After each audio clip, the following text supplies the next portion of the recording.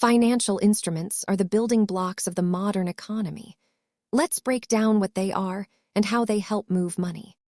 At their core, financial instruments are simply legal contracts that represent a monetary value or a claim to future cash flows. Most instruments fall into three buckets: debt, which is lending money; equity, which is ownership; and derivatives, which are bets on value.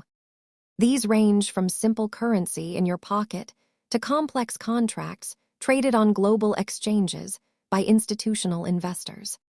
While cash is the ultimate stable instrument, securities like stocks and bonds aim to preserve or grow your wealth over time.